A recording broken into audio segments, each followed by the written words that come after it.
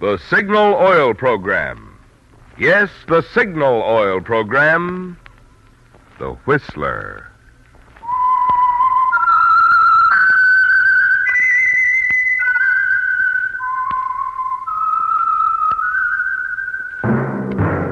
That whistle is your signal for the Signal Oil Program, The Whistler.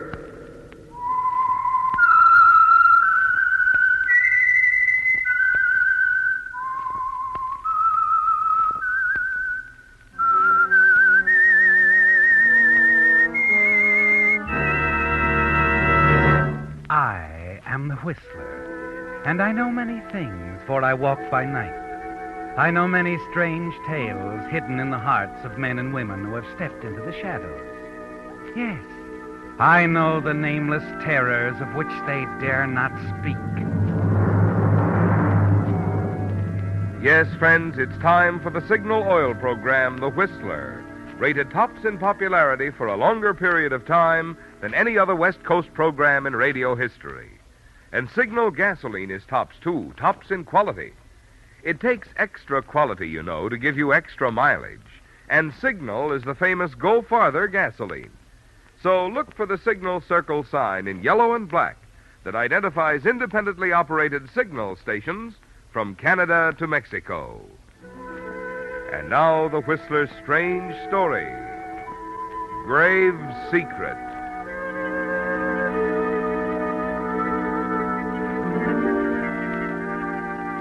From the parlor window, Harriet Eldridge watched the postman wheel his bicycle down the tree-shaded street, saw him turn into the driveway and approach the house.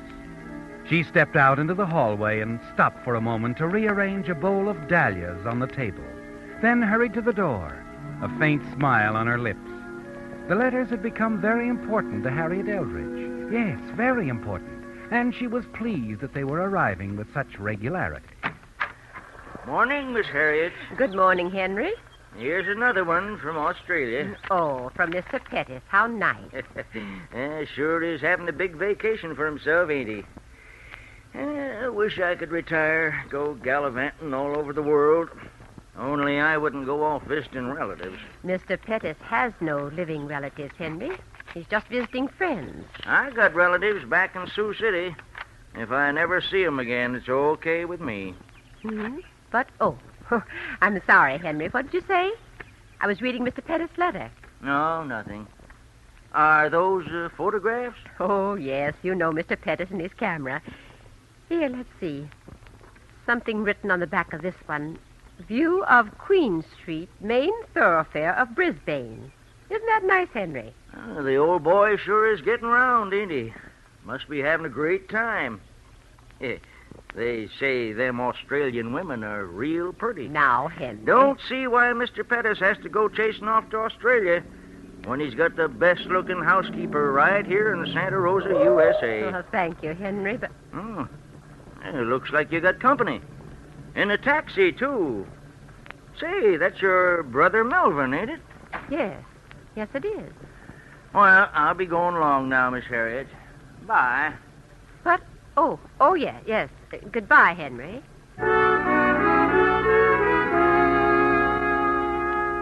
You smile at Henry, watch him for a moment as he turns and walks away. Then your eyes swing back to the man who has just stepped out of the taxi, and a frown crosses your face. Moments later, he steps into the hallway, closes the door, and sets his suitcase on the floor. Hello, Harriet. I wasn't expecting you back so soon, Melvin. I know. Did everything go well? Yes, everything went well. I did exactly as you said. How did you like Australia? Well, it was all right, Harriet. Have you had your lunch? There's some cold ham, potato salad from last night. Would you like that, Melvin? Yes, I suppose so. Did you get seasick at all? Oh, no, I didn't. Harriet. Yes? Harriet, did everything go all right here? I mean... Oh, yes. When did you do it? The day you left. He was dead before you stepped on the boat in San Francisco. Harriet. Yes? What did you do with Mr. Pettis? I mean, where did you... Do you want tea or coffee, Melvin? A tea? For a moment, he stares at you, then turns and looks out the window. His eyes blink nervously. His fingers fumble at his tie. You know what he's thinking about, don't you, Harriet? He wants to know what you've done with the body of Mr. Pettis. Exactly what happened on the night he left for San Francisco. Yes, he wants all the details. But you decided long ago, the less Melvin knows about the affair, the better it will be. He stays in his room the greater part of the day and evening. And then shortly after 8 o'clock that night, the front doorbell rings. Good evening. You must be Miss Eldridge. Why, yes. Well, I'm Valerie Hinton, a friend of Mr. Pettis. Is he in? No, Mr. Pettis is away. In Australia. Oh, I see he hasn't notified you. He's back. He's back? Why, yes, his boat docked in San Francisco a week ago. Well, I know. I was on it, too. Strange. He didn't let you know. Or is he usually that way about things? No, he isn't. Well, I'll be in town for several days. I'm staying at the inn. Would you tell him when he arrives? Of course, Miss Hinton. I'll tell him. Good night.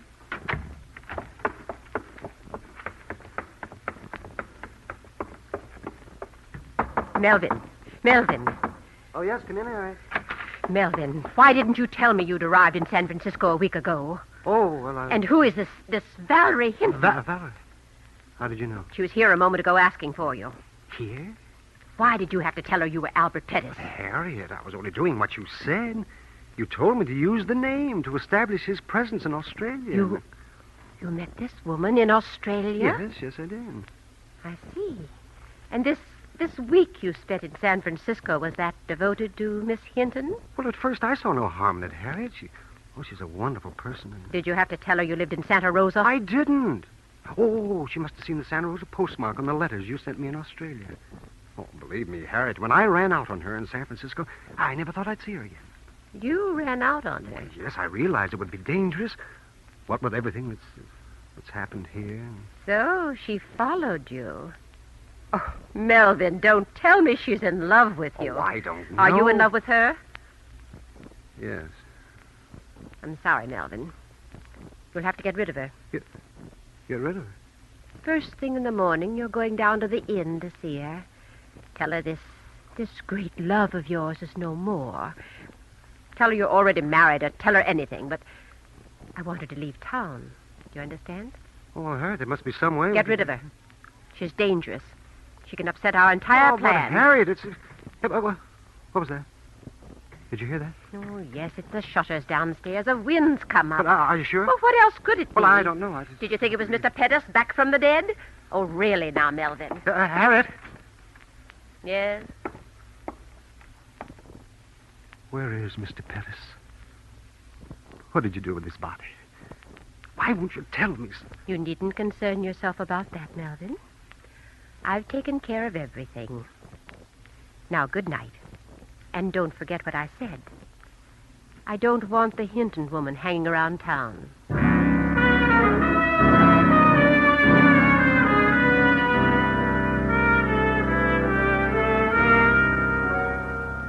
The following morning, you're alone in the big house. Melvin has gone down to the inn. He's promised to send Valerie Hinton away. But you wonder if he really has the courage to face her, to go through with it. The hours go by, and Melvin doesn't return. And finally... Good morning, Miss Eldridge. Oh, good morning. Has Mr. Pettis arrived yet? Why, yes, I gave him your message. He left hours ago on his way to see you. Well, that's strange. I just came from the inn. Well, I suppose he stopped somewhere on the way. May I come in? Oh, yes, of course. Ah, you've kept the place so attractive. It's charming. I suppose you've grown to care for this house as though it were your own. Yes, Mr. Pettis has always made me feel at home here. Won't you sit down, Miss Hinton? Thank you. You know, Miss Eldridge, I feel as though I'd known you for a long time. Mr. Pettis has spoken so much of you. Oh? Yes. I don't suppose he's told you about the way we met? No, he hasn't. It was in Melbourne. I happened to be glancing through the newspaper. I noticed a list in the shipping news, a list of new arrivals, and there it was. Mr. Albert Pettis. Oh? Well, of course, I dashed right over to his hotel. And imagine my surprise when I discovered that Mr. Albert Pettis wasn't Mr. Pettis at all. What do you mean? Not my Mr. Pettis, that is. My Uncle Albert. It was quite a shock. I suppose I should have realized there'd probably be more than one Albert Pettis in the whole world. Oh, yes, of course. So you see, it was just an accident. My meeting your Mr. Pettis. A lucky accident. Wouldn't you say, Miss Eldridge?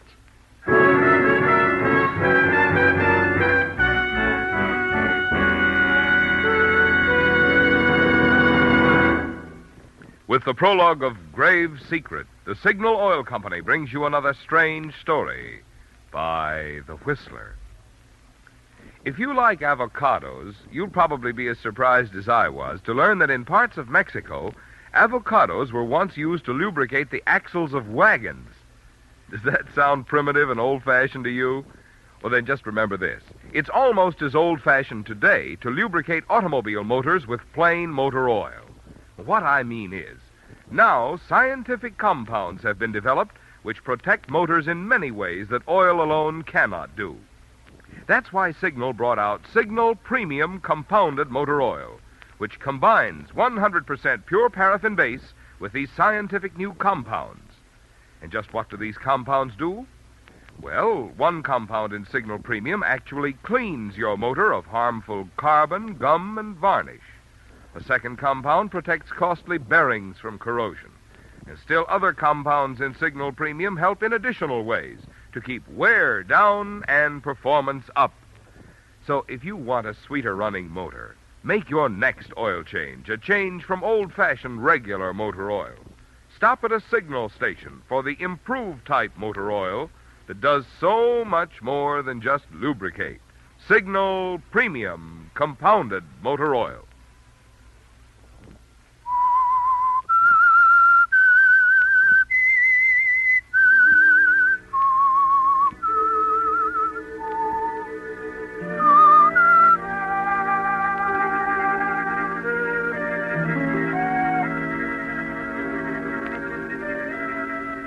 It frightens you, doesn't it, Harriet? The knowledge that Valerie Hinton, the woman your brother Melvin met in Australia while he was posing as Albert Pettis, is actually the niece of the man you murdered.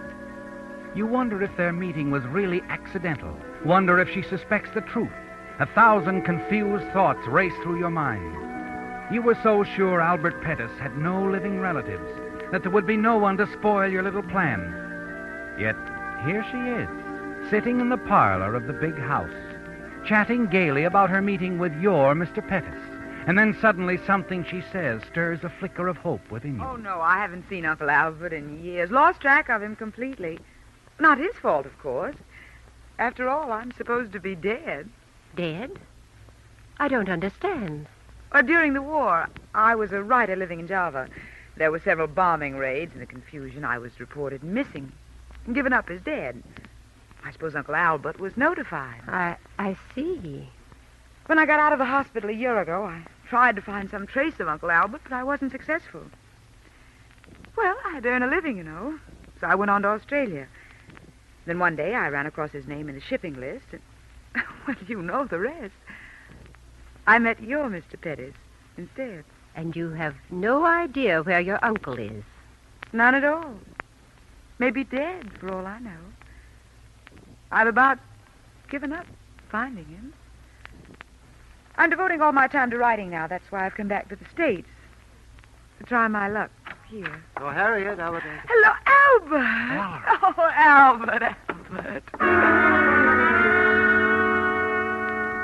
You watch Valerie rush across the room, throw her arms around Melvin. He stares back at you over her shoulder, a bewildered, hopeless look in his eyes. You turn, hurry away.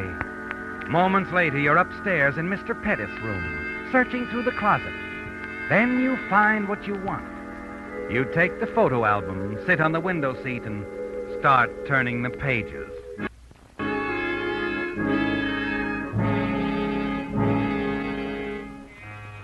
A half hour later, you hear the front door close, and then Melvin's footsteps approaching your door.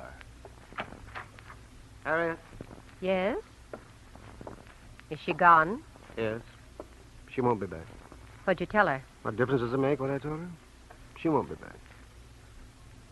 What are you doing? Just looking through the old albums. I found what I wanted. What? Never mind. Come along, Melvin. It's almost time for your lunch.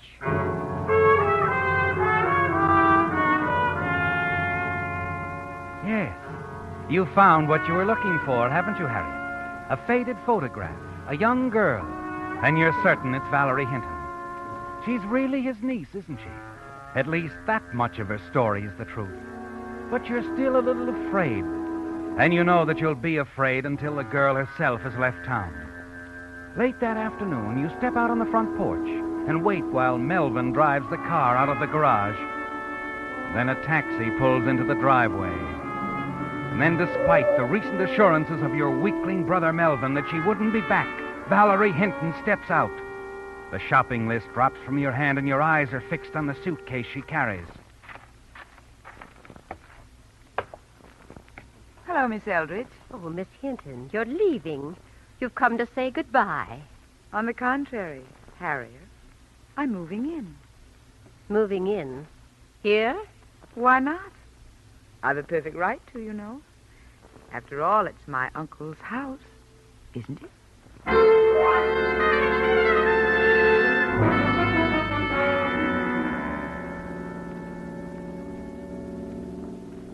Harriet, Yes, Melvin? what are we going to do about Valerie? There's only one thing to do. We're not going to stand by and let her ruin everything. Are we? Send her away, she'll go to the police.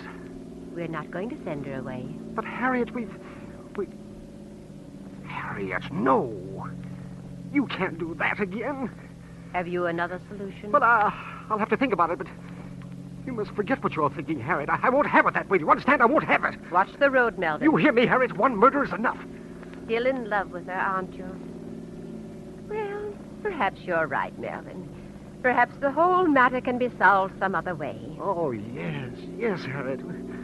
We'll find a way. I'm sure we will.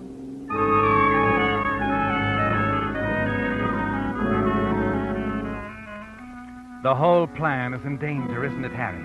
Melvin is still in love with her, and you know that he can be very weak. That you alone must provide the strength to carry things through.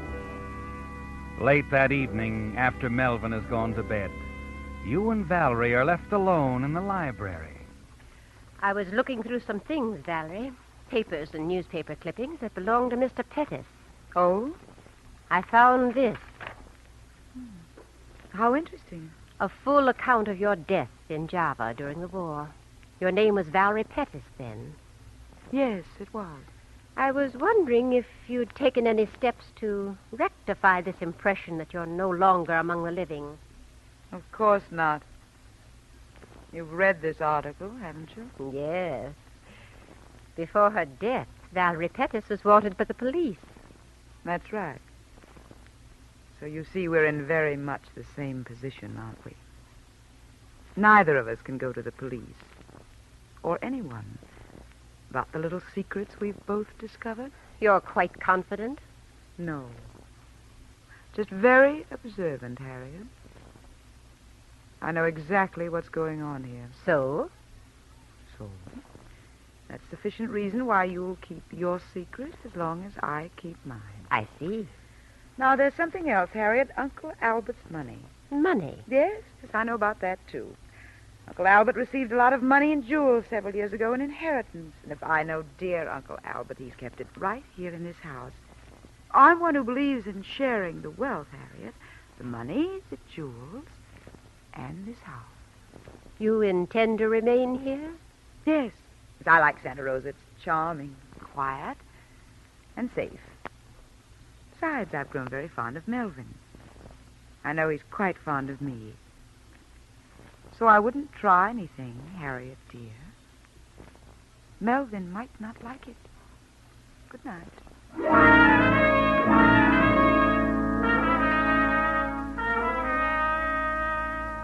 Well, Harriet, it's out in the open, isn't it? The contest between you and Valerie. And it's a contest you can't afford to lose. You must get Valerie out of your way. And you know how to begin, don't you? With Melvin. You must turn him against her. And the very next day you start working on him systematically, using his love for Valerie as a wedge. Each day you have something to drop in his ear. If Valerie goes for a long walk or to the public library, you manage to suggest to Melvin that she's keeping a rendezvous somewhere with another man.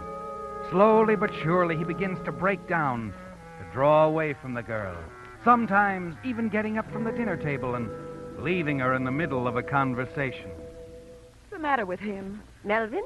Yes, why did he walk out of the room like that? Well, I'm sure I don't know. Perhaps he's tired. Tired of me, you hope. I didn't say that. As a matter of fact, Valerie, I've come to grow quite fond of you. I'm not foolish enough to believe that. On the contrary, you're foolish not to. Now, where are you going? Out. Isn't it rather late? I don't care. I've got to get outside, walk somewhere, any place. Somewhere I can think. I understand. I'll tell Melvin that you went for a walk.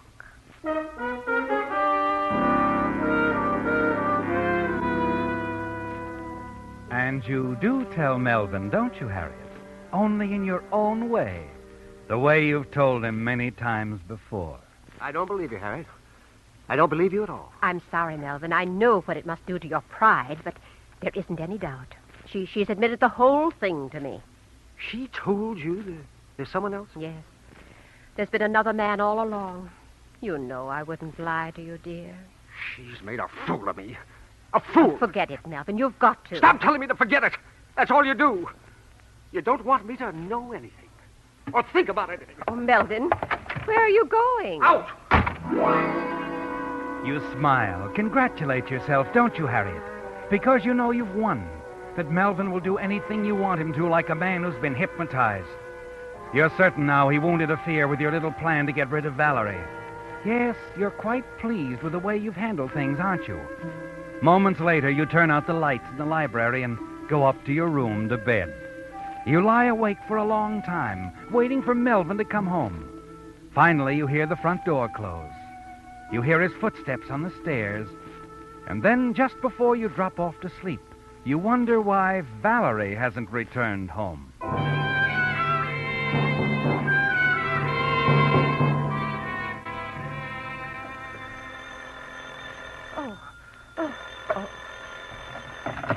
Yes? Good morning, Miss Eldridge. This is Sheriff McQuaid. Sorry to be calling at this early hour. Something wrong? There's been a young woman staying at your house. Miss Hinton, yes. Yes, what about her? We found her in the woods beyond your place half-hour ago. You found her? She was dead, strangled to death, apparently with a rope. Oh, no, the poor child. She'd gone out for a walk last night, Sheriff. You haven't any idea who No, could... sorry, we haven't. Could you come down to make the identification? Oh, yes. Yes, of course. There isn't any doubt, actually. It will only be routine, just routine. I understand. We'll be right down, Sheriff. Oh, my slippers. Now, where did I... Oh, Melvin. Hello. Who was it, Harry? The sheriff. They found her, Valerie. You won't be bothering us anymore. You're not angry with me, are you, Harry? Did anyone see you? No. Are you certain? There was a bright moon last night. No one saw me. What about the rope or whatever you used? No one will ever find it. I hid it. All right. Harry. No. I'm not angry with you. Now, we better get dressed and go downtown with me. And don't worry, Melvin. Everything will be all right.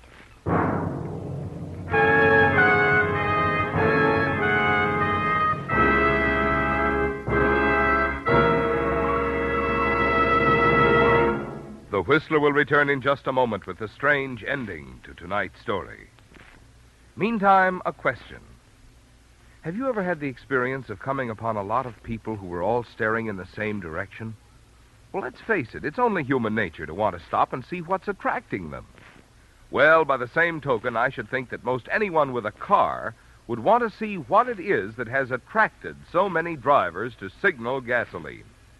In the beginning, you know, Signal gasoline was sold by only a handful of stations in Southern California.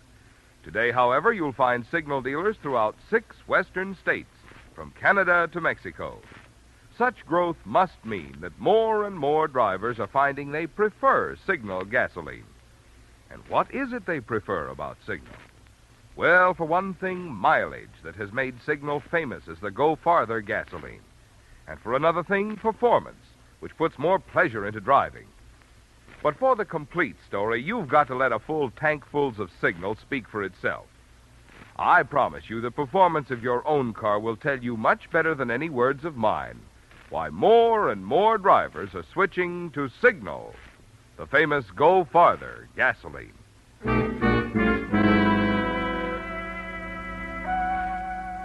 At the coroner's office is just as the sheriff said. It's simply a matter of routine, isn't it, Harriet? The two of you, Melvin's stony-eyed silence easily mistaken for the shocked grief that he appears to feel, and your own nervousness in answering the questions. It's something the sheriff seems to have witnessed many times before. Finally, the identification is over, and they lead you out to another room. Oh, Sheriff, it's almost too much to believe. I know. Best thing is try to forget it, Miss Eldridge. Yes, just forget it. That's what we have to do, Harriet. Forget it. Come along. I'll drive the two of you back to the house. Oh, thank you, Sheriff. That won't be necessary. No. I insist. Bring my car around front. Yes.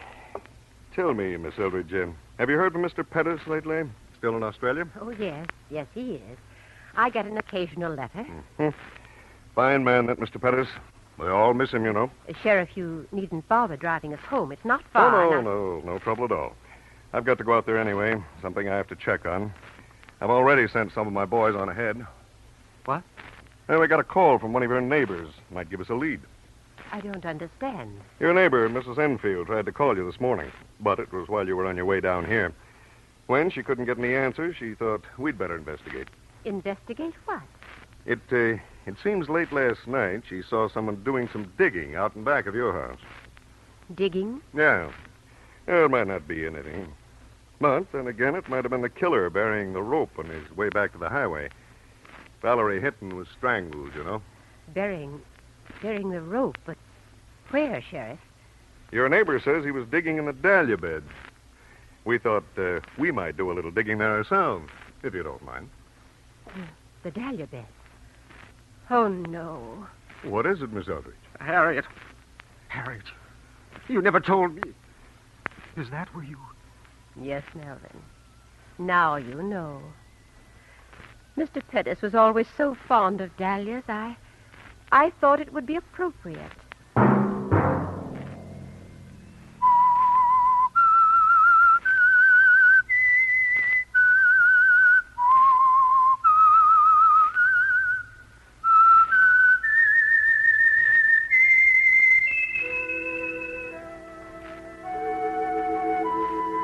Let that whistle be your signal for the Signal Oil program, The Whistler, each Sunday night at this same time. Brought to you by the Signal Oil Company, marketers of Signal gasoline and motor oil, and fine quality automotive accessories. Signal has asked me to remind you, to get the most driving pleasure, drive at sensible speeds, be courteous, and obey traffic regulations. It may save a life, possibly your own.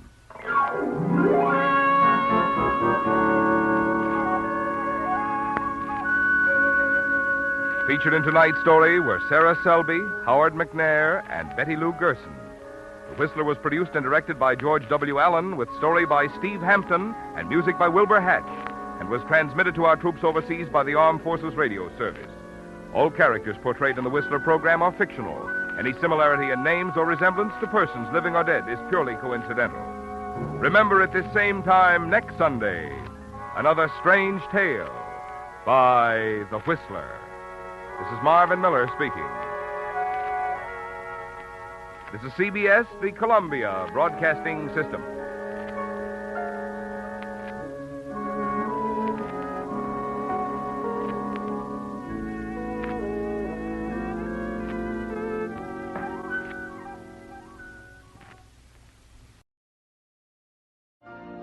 You've been listening to the OTR Gold Network. Find more classic radio at otrgold.com.